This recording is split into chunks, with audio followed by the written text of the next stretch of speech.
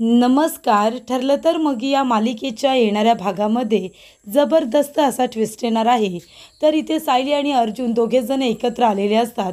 दोघांनी एकमेकांना प्रेमाची कबुली देत आता महत्त्वाचं म्हणजे डिवोर्स पेपर हे डिस्ट्रॉय करून टाकलेले असतात, जेणेकरून ते डिवोर्स पेपर कुणाच्याही हातामध्ये लागू नये. आणि त्याचबरोबर कॉन्ट्रॅक्ट मॅरेजचे पेपरसुद्धा अर्जुन सायली हे दोघंजणं आता ते डिस्ट्रॉय करून टाकतात. तर इथे अर्जुन सायलीने एकमेकांना प्रेमाची कबुली दिल्यानंतर सगळ्यात आधी हे महत्त्वाचं काम अर्जुन करत असतो. आणि त्याचबरोबर इथे आता प्रियासुद्धा सुभेदारांच्या घरी परत आलेली असते. पूर्णाजीने सांगितलेलं असतं की प्रिया, तू या घरामध्ये पुन्हा कधीच पाऊल टाकायचं नाही. या घराचे दरवाजे तुझ्यासाठी कायमचे बंद झालेले आहेत. पण तरीसुद्धा प्रतिमा येते आणि सगळ्यांची माफी मागते आणि प्रियाची बाजू सगळ्यांना पटवून देते आणि म्हणत असते की मी तुमच्या सगळ्यांची माफी मागते. तिने जे काही केलं ते खूप चुकीचं होतं. तिने एवढं मोठं पाऊल उचलायची गरज नव्हती. पण आता तिला तिच्या चुकीची जाणीव आहे. आणि मी तुम्हाला सगळ्यांना एवढं सांगेन की तन्वीने आता जी चूक केलेली आहे, पुन्हा तिच्याकडून ती चूक होणार नाही. कारण आता तिची आई तिच्याजवळ आहे. मी तिला तिच्या चुकीच्या मार्गाने जाऊ देणार नाही. पण तुम्ही सगळेजण आता तिची एक चूक माफ करा आणि तिला तुमच्या सगळ्यांबरोबर दिवाळी साजरी करायची आहे. तिची ही दिवाळी तिला स्पेशल करायची आहे. ती तुमच्या साथीने करू द्या, अशी प्रतिमा आता सगळ्यांना विनंती करते. तेव्हा इथे आता सायलीकडे हा आता निर्णय सोडलेला असतो पूर्णाजीने की सायली, तुझं म्हणणं काय आहे? आपण तन्वीला माफ करायचं की नाही? तेव्हा इथे सायली आता प्रतिमाकडे बघते आणि प्रतिमाने इथे तन्वीच्या वतीने आता सगळ्यांची माफी मागितलेली असते. तेव्हा सायलीला आता ते आवडत नाही आणि ती म्हणते की ठीक आहे, आपण इथे प्रियाला अजून एक चान्स देऊया, फक्त प्रतिमा आत्यांसाठी. कारण त्यांना विश्वास आहे की आता प्रिया नक्की सुधारेल. तेव्हा आपण प्रतिमा आत्यांसाठी आता प्रियाला या घरामध्ये येण्याची परवानगी देऊया. पण या घरातल्या लोकांना, माझ्या लोकांना आणि त्याचबरोबर माझ्या जवळच्या माणसांना जर तुझ्यामुळे आता त्रास झाला, त्यांना मागच्या वेळेला जो मनस्ताप झाला तसा जर पुन्हा तुझ्यामुळे झाला, तर मी तुला कधीही माफ करणार नाही, मग कुणासाठीच नाही, असं सायली आता प्रियाला सगळ्यांच्या समोर म्हणते. तर इथे आता प्रियासुद्धा त्या घरामध्ये ती ज्या स्वार्थापोटी झालेली असते. तिला काही करून अर्जुन सायली यांना एकमेकांपासून वेगळं करायचं असतं. तिला माहिती असतं की यांचं कॉन्ट्रॅक्ट मॅरेज आहे आणि ते तिला सगळ्यांच्या समोर आणायचं असतं. आणि म्हणून ती सुभेदारांच्या घरामध्ये पुन्हा एकदा घुसलेली असते. तर इथे अचानक असं काय घडतं की अर्जुन सायली आपले कॉन्ट्रॅक्ट मॅरेज, आपले डिवोर्स पेपर हे सगळे डिस्ट्रॉय करून टाकतात आणि एकमेकांना प्रेमाची कबुलीसुद्धा देतात. त्याचबरोबर प्रतिमा आता इथे तन्वीच्या वतीने म्हणजे प्रियाच्या वतीने माफी मागायला काय येते सुभेदारांची. आणि तर इथे प्रिया आता सुभेदारांच्या इथे येऊन सायली आणि अर्जुनला कशा पद्धतीने वेगळं करण्याचा प्रयत्न करते, आजच्या भागामध्ये सविस्तरपणे आपण बघूया. तर इथे अर्जुन आणि सायली या दोघांनी एकमेकांना आपल्या मनातल्या भावना सांगितलेल्या असतात. तर इथे जेव्हा मधुभाऊंना घेऊन अर्जुन घरी येतो, तेव्हा मधुभाऊंचा छान पद्धतीने इथे सगळेजण सुभेदार कुटुंब त्यांचा आदरातिथ्य करतात, त्यांचा चांगल्या पद्धतीने पाहुणचार करतात, त्यांना मानपान देतात. आणि खास पूर्णाजीनेच आता इथे निर्णय घेतलेला असतो की दिवाळीचे 4-5 दिवस मधुभाऊ तुम्ही कुठेही जायचं नाही. तुम्ही तुमच्या लेकीच्या सासरी नाही, तर तुम्ही तुमच्या लेकीच्या घरी, हक्काच्या घरी तुम्ही तिच्याबरोबर ही दिवाळी साजरी करायची आहे. तर इथे आता पूर्णाजीने सांगितल्यानंतर मधुभाऊ म्हणत असतात की तुम्ही तर माझ्यापेक्षा खूपच जास्त मानाने मोठे आहात आणि तुम्ही एवढा मोठा निर्णय घेतल्यानंतर मी तुमचा इथे मान न ठेवणारा कोण? मी तुमचा इथे अवमान अजिबात करणार नाही आणि मी इथे तुमचा निर्णय मान्य करतो आणि माझ्या लेकीच्या घरी 4 दिवस राहतो. तर इथे कुसुमताईसुद्धा आता सायलीबरोबर राहायला तयार होते. त्यानंतरला इथे आता प्रिया सारखी धमकी देत असते की माझं कुणीच नाही आहे, मी एकटी आहे, माझ्यावरती प्रेम करणारं या घरामध्ये कुणीच नाही आहे, म्हणून तर सगळेजण मला वाटेल तसं बोलता, मी खूप नालायक आहे असं सगळेजण म्हणता. मग मी इथे राहून काय करू? एवढ्या वर्षानंतर मला माझे आईवडील मिळालेत, तर तुम्हीसुद्धा माझ्यावरती प्रेम करत नाही. दिवाळीसारखा सण मला माझ्या माणसांबरोबर सेलिब्रेट करायचा होता. माझी पूर्णाजी जी माझ्यावरती एवढं प्रेम करते, त्याचबरोबर प्रताप मामा, कल्पना मामी, अश्विन, अस्मिता हे सगळेजण माझ्याबरोबर किती चांगले वागतात. मग त्यांच्याबरोबर मला माझी दिवाळी सेलिब्रेट करायची आहे, मी करू शकत नाही का? म्हणजे माझ्याकडून एक चूक झाली तर सगळेजण माझ्याकडे पाठ फिरवणार, मी खूप नालायक आहे असंच समजणार का? एक माझी चूक पोटामध्ये नाही घेऊ शकत. आता माझा आणि अर्जुनचा साखरपुडा ठरला होता आणि त्या दिवशी अर्जुन सायलीबरोबर लग्न करून आला. मग मला त्या गोष्टीचं वाईट नसेल का वाटत?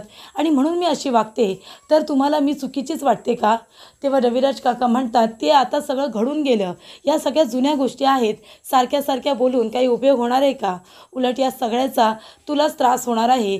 तेव्हा आता ह्या सगळ्या गोष्टी विसरून जा, आयुष्यामध्ये आता पुढे जा. अर्जुन आणि सायली या दोघांनी मूव ऑन केलेलं आहे. ते दोघंजण एकदम चांगल्या पद्धतीने आपला संसार करतायत. मग तूच का त्याच्यामध्ये अडकून पडलीस? तू सुद्धा मूव ऑन हो असं आता रविराज काका प्रियाला समजावत असतात. तेव्हा प्रिया म्हणते, मी फक्त चुकीचे आहे हे तुम्हाला कळतं, माझ्या अशा वागण्यामागचं कारण काय हे तुम्ही कुणी जाणून घेत नाही का? मला सुद्धा त्रास होत असेलच ना. पूर्णाजीने सुभेदारांच्या घराचे दरवाजे माझ्यासाठी कायमचे बंद केलेत, मला वाईट वाटत नसेल का? माझ्या एवढीशा चुकीची मला एवढी मोठी शिक्षा की मी पुन्हा तिथे कधी पाऊल ठेवायचं नाही. तेव्हा इथे प्रतिमाला त्या गोष्टीचं वाईट वाटतं आणि प्रतिमा आता दिवाळीच्या दिवशी सुभेदारांच्या घरी जाते माफी मागायला. ती म्हणत असते की आता इथे तन्वीची जी काही चूक झाली मान्य आहे, तिने खूप मोठी चूक केली आहे. तिच्या या चुकीमुळे सगळ्या सुभेदारांना खूप मोठा त्रास झाला आणि मिसअंडरस्टँडिंगसुद्धा निर्माण झालं होतं.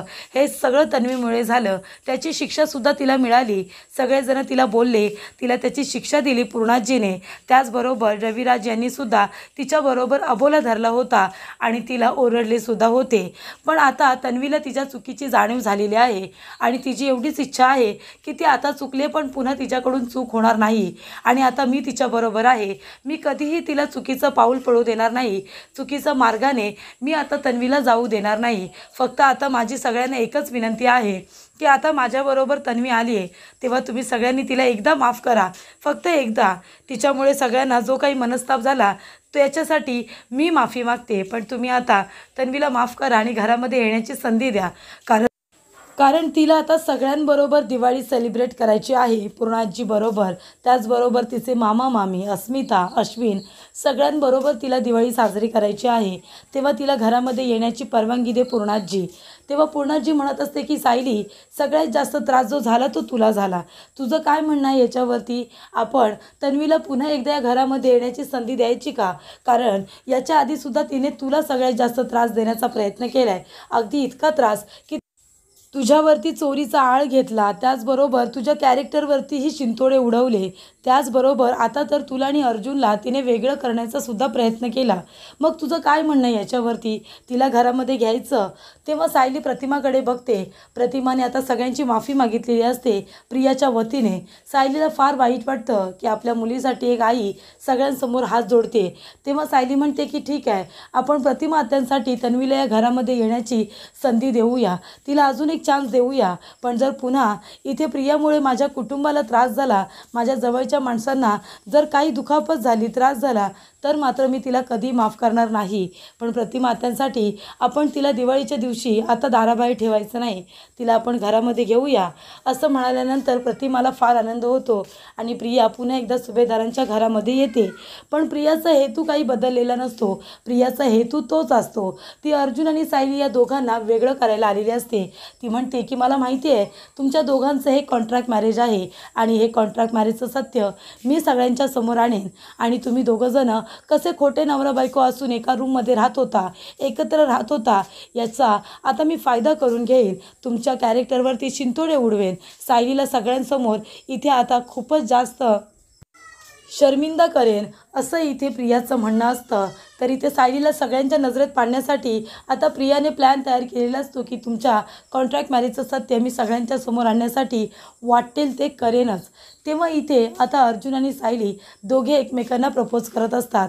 तर अर्जुनने विचार केलेला असतो की आता सायलीला मी माझ्या मनातलं सांगणारच, कारण ती मधुभाऊंकडे जायला नको. आणि त्यांची डील हीच झालेली असते की जेव्हा अर्जुन मधुभाऊंना जेलमधून बाहेर काढेल त्यानंतर त्यांचं कॉन्ट्रॅक्ट पूर्ण पूर्ण होईल. मग आता अर्जुन सायली दोघेही कॉन्ट्रॅक्टमध्ये नसतात.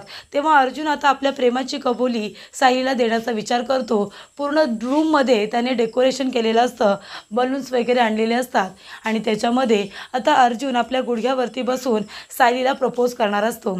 त्यावेळेला सायली रूममध्ये येते आणि एका रोमॅन्टिक अंदाजमध्ये आता अर्जुन सायलीला प्रपोज करतो. तेव्हा इथे सायलीसुद्धा त्याला होकार देते. दोघेही आपल्या मनातल्या फिलिंग्स एकमेकांना सांगतात. तेव्हा प्रिया हे सगळं चोरून बघते. तेव्हा प्रिया म्हणत असते की अच्छा, म्हणजे लग्न यांचं खोटंच होतं, दोघांनी कॉन्ट्रॅक्ट मॅरेज केलं होतं हे मात्र खरं, आणि म्हणून तर आता दोघेजण एकमेकांना प्रपोज करतायत. कदाचित आता हे दोघंजण एकमेकांच्या प्रेमात असतील. पण आता जसं तुमचं कॉन्ट्रॅक्ट मॅरेज खोटं होतं, तुमचं लग्न खोटं होतं, तसंच तुमचं प्रेम कसं खोटं आहे हे मी सगळ्यांना दाखवून देईन, असं प्रिया म्हणते. तेव्हा इथे बाहेर काहीतरी पडल्यासारखा आवाज येतो. तेव्हा अर्जुन धावत पळत बाहेर बघायला येतो तर तिथे कुणीही नसतं. तेव्हा इथे आता अर्जुन सायली यांना संशय आलेला असतो की कदाचित कुणीतरी आमचं बोलणं ऐकण्याचा प्रयत्न करत होतो. तेव्हा इथे अर्जुन आता सायलीला म्हणतो की सायली, मला असं वाटतंय की आपण दोघांनी आता आपल्या एकमेकांच्या मनातल्या भावना एकमेकांना सांगितल्या आहेत की माझं तुमच्यावरती जीवापाड प्रेम आहे, तुमच्याशिवाय माझं आयुष्य शून्य आहे. म्हणूनच तुम्ही मला सोडून जाऊ नये म्हणून मधुभाऊंची केस मी लांबवू का असा विचार केला होता. फक्त विचार, तसं करण्याचं माझ्या मनामध्ये आलं नव्हतं. तर ही आयडिया मला चैतन्याने फक्त सुचवली होती, ते पण माझ्यासाठी, माझं प्रेम मला मिळावं म्हणून. पण आता मधुभाऊ इथेच आहेत आपल्यामध्ये आणि तुम्ही मला सोडून जाऊ नये म्हणून मी माझं प्रेम व्यक्त केले. मग आता ह्या कॉन्ट्रॅक्ट मॅरेजची काही गरज नाही आहे असं मला वाटतं. तेव्हा आपण एक काम करूया, कॉन्ट्रॅक्ट मॅरेज पेपर हे आता व्हॅलिड राहिलेले नाही आहेत, आपण ते डिस्ट्रॉय करून टाकूया. तेव्हा अर्जुन सायली दोघंजणं आपल्या हाताने कॉन्ट्रॅक्ट मॅरेजचे पेपर डिस्ट्रॉय करून टाकतात. त्याचबरोबर डिवोर्सचे पेपरसुद्धा आता काही कामाचे राहिलेले नसतात, कारण अर्जुन सायलीला आयुष्यभर एकमेकांच्या बरोबर राहायचं असतं. त्यामुळे इथे अर्जुन आता डिवोर्स पेपरसुद्धा डिस्ट्रॉय करून टाकतो, जेणेकरून ते कुणाच्याही हातामध्ये लागू नये. कारण इथे सायली म्हणत असते की एकदा ते प्रियाने चोरले होते, जर तिने पुन्हा ते चोरण्याचा प्रयत्न केला तर आतापर्यंत आपण जे काही केलं ते सगळ्यांना कळेल आणि आपण सगळ्यांच्या नजरेमध्ये खोटे ठरू. तेव्हा इथे आणि सगळेजण आपल्यामुळे खूप जास्त दुखावले जातील आणि ते मला सहन होणार नाही. तेव्हा इथे अर्जुन म्हणतो की ठीक आहे, म्हणून तर हे पेपर मी डिस्ट्रॉय केलेले आहेत, कारण कुणी शोध लावण्याचा प्रयत्न नाही केला तरीसुद्धा प्रिया, अस्मिताताई, त्याचबरोबर साक्षी ह्या तिघीजणी कॉन्ट्रॅक्ट मॅरेजचे पेपर शोधण्यासाठी खूपच जास्त आतुरलेल्या असतील. पण आपण हे पेपर त्यांना मिळू द्यायचे नाही. आणि तेव्हा इथे आता अर्जुन आणि सायलीने खूपच हुशारीने आता असा निर्णय घेतलेला असतो की आता या पेपरची काही गरज आहे असं मला तरी वाटत नाही. आपण दोघांनी अगदी मंदिरामध्ये सगळ्या रीतिरिवाजाप्रमाणे लग्न केलं होतं, आपलं लग्न तर व्हॅलिड आहे. फक्त हे कॉन्ट्रॅक्ट मॅरेज ह्याच्यासाठी होतं की पुढे जाऊन जर आपल्या दोघांचं पटलं नसतं किंवा आपल्या दोघांना एकत्र राहायची इच्छा नसती तर मात्र ह्याचा उपयोग झाला असता. पण आता याचा काही उपयोग आहे असं मला तरी वाटत नाही. तेव्हा इथे आता अर्जुन म्हणत असतो की हे पेपर दुसरं कुणाच्या हातामध्ये लागायच्या आधी आपण डिस्ट्रॉय केलेले आहेत. कारण का, प्रियाला माहिती होतं की आपल्या दोघांचं कॉन्ट्रॅक्ट मॅरेज आहे, कारण एकदा तिने हे फाईल चोरण्याचा सुद्धा प्रयत्न केला होता आणि सगळ्यांच्या समोर तिने सांगण्याचा प्रयत्न केला होता की आपलं लग्न खोटं आहे. आणि त्यावेळेला अगदी वेळेवरती मी फाईल ती चेंज केली होती आणि तेव्हा पूर्णाजीने प्रियाच्या जोरदार कानाखाली दिली होती आणि प्रियाचा इगो हर्ट झाला होता. त्यामुळे आता प्रिया आपले हे भांडं फोडण्याचा पुरेपूर प्रयत्न करत असेल. आता सुद्धा या ती घरामध्ये आली आहे ना, तिने प्रतिमा आत्याला, रविराज काकांना खूप जास्त तिने आता इमोशनली ब्लॅकमेल केलं असेल. तिने आता इथे जीव वगैरे देण्याची धमकी दिली असेल. म्हणून तर इथे प्रतिमा आत्या आली ना आणि तिच्या वतीने तिने सगळ्यांची माफी मागितली, हात जोडले, कारण तिला पुन्हा या घरामध्ये एंट्री हवी आहे आपल्या दोघांना वेगळं करण्याची. कारण मागच्या वेळेला सुद्धा तिचा प्लॅन फ्लॉप झाला आणि ह्या वेळेला सुद्धा तिने आपल्याला वेगळं करण्यासाठी पुरेपूर प्रयत्न केले होते.